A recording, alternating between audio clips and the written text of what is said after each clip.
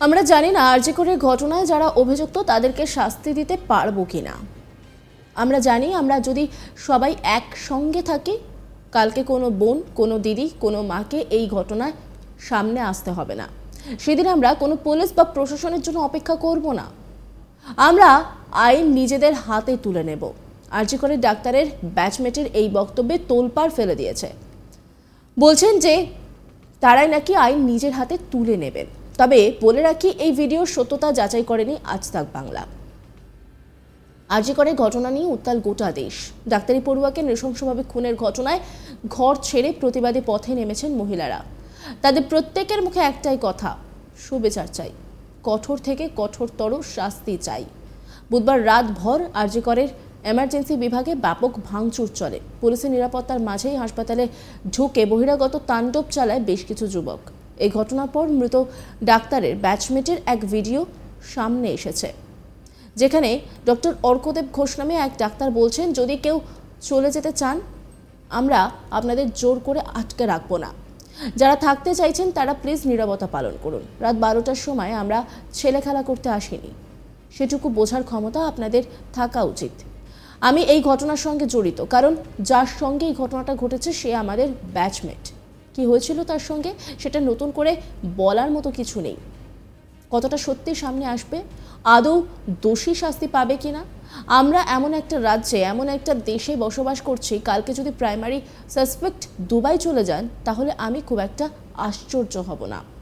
তাকে দুবাইয়ে পালিয়ে যাওয়ার জন্য বহু মানুষ সাহায্য করতে রাজি আছেন। একটা দুষ্কৃতীকে বাঁচানোর জন্য একজন কলেজের প্রিন্সিপাল, ডিন, কলেজের স্টুডেন্টরা তাকে বাঁচানোর জন্য উঠে পড়ে লেগেছে। আজ নিজেকে ডাক্তার হিসেবে পরিচয় দিতে লজ্জা লাগছে। আমি জানি না প্রশাসনের কিসের ভয়, আমরা জানি না তাদেরকে শাস্তি দিতে পারবো কিনা। আমরা জানি আমরা যদি সবাই একসঙ্গে থাকে, কালকে কোনো বোন, কোনো দিদি, কোনো মাকে এই ঘটনার সামনে আসতে হবে না। সেদিন আমরা কোনো পুলিশ বা প্রশাসনের জন্য অপেক্ষা করব না। আমরা আইন নিজেদের হাতে তুলে নেব।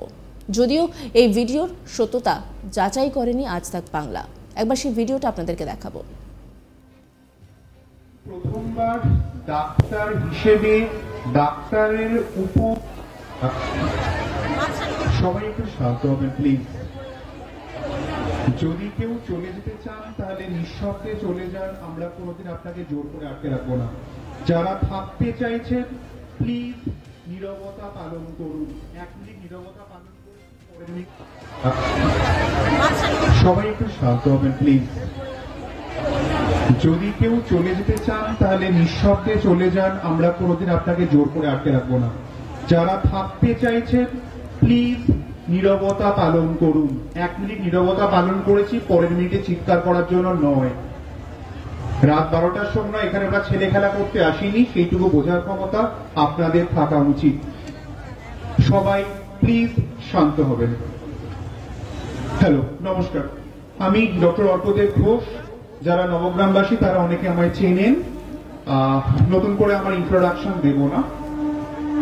আমি এই আন্দোলনের সাথে বা এই ঘটনার সাথে খুব বেশিভাবে জড়িত, তার কারণ যিনি যার সাথে এই খারাপ ঘটনাটি ঘটেছে তিনি আমাদের বন্ধু সার্কেলের মধ্যে পড়েন, আমাদের ব্যাচমেট। তো কি হয়েছিল তার সাথে, কতটা নৃশংসতা হয়েছে সেটা নিয়ে আমার আলোচনা করার দরকার নেই। নিউজ রিপোর্টিং, মিডিয়া সবার দ্বারা সবাই সবকিছু জানেন। কতটা জোরে একটা মানুষকে তুলে আছাড় মারলে তবে কোমরের পেলভিক বোন ফ্র্যাকচার হতে পারে সেটার আইডিয়া যদি আপনাদের না থাকে, আমাদের অ্যাটলিস্ট আছে। তো এই প্রথমবার ডাক্তার হিসেবে ডাক্তারের উপর হয়ে যাওয়া অত্যাচারের প্রতিবাদ করতে লজ্জা লাগছে, কারণ সাসপেক্টেড যতজন মানুষের নাম উঠে এসেছে তারা সবাই ডাক্তার। যেই মানুষটাকে তুলে আনা হয়েছে তিনি বেসিক্যালি স্ক্রেপগোট।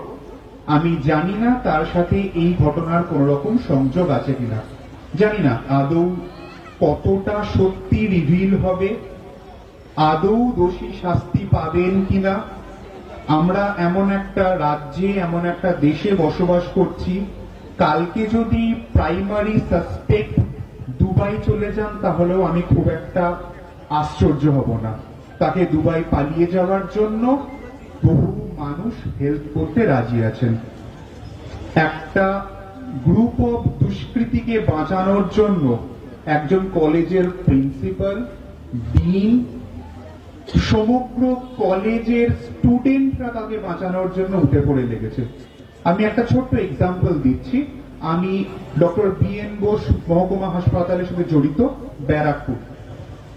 আমার হসপিটালের একজন senior doctor, doctor Gautam Mukherjee, খুব নোন ফেস। তিনি আরজি করের স্টুডেন্ট এবং আরজি করের প্রফেসর ছিলেন বহুদিন। উনি আরজি করের এই আন্দোলনে প্রত্যেক দিন গেছেন, তার সাথে তার সহকর্মীদের নিয়ে।